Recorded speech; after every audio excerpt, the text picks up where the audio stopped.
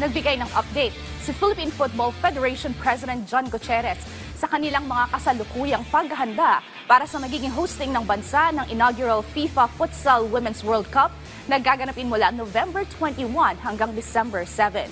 Yan ang ulat ni teammate Daryl Oclares. Nalalapit na ang pagbubukas ng kauna-unahang FIFA Futsal Women's World Cup na isasagawa dito mismo sa ating bansa mula November 21 hanggang December 7.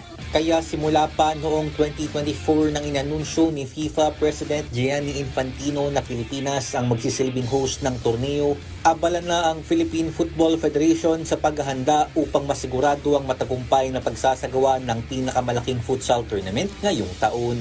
Sa panayam ng PDV Sports kay PFF President John Gutierrez sa kanyang naging pagdalo sa General Assembly ng Philippine Sports Commission nitong Martes, nagpasalamat siya sa patuloy na suporta ng mga national sports agencies sa kanilang preparasyon sa World Cup. We're very excited.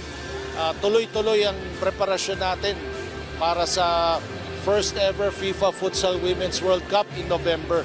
Gumingi tayo ng assistance para maisulong pa at may pakilala pa sa Pilipinas itong ginagawa nating pag-host nga ng FIFA Futsal Women's World Cup. And I'm very happy to report naman that Chair Pato is very supportive. Like the former Chairman Dicky, they're very supportive. PSC is very supportive. As well as POC. Tinulungan nila tayo through President Bumble para mabigyan tayo ng endorsement to the national government for support. Inilahad din ni Gutierrez ang mga posibleng petsa kung kailan isasagawa ang official draw upang matukoy ang magiging groupings ng 16 na koponan. You know, yes, I think mid-September, I'm not sure if it's 15 or 16. Kakapresent ako lang kay Chair Pato kahapon, nakalimutan ko na agad.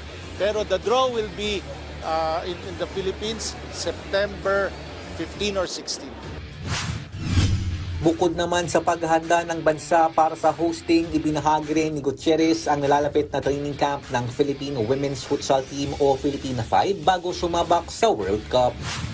As you can see, I'm with the Women's Futsal National Team, including Coach Rafa. We introduced them to the new chairman, and preparations are again as scheduled.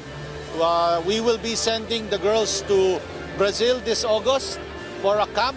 The Brazilian Federation has invited our women's futsal team to be able to train again with world-class competitors. Daryl Oclares para sa Atletang Pilipino para sa Bagong Pilipinas.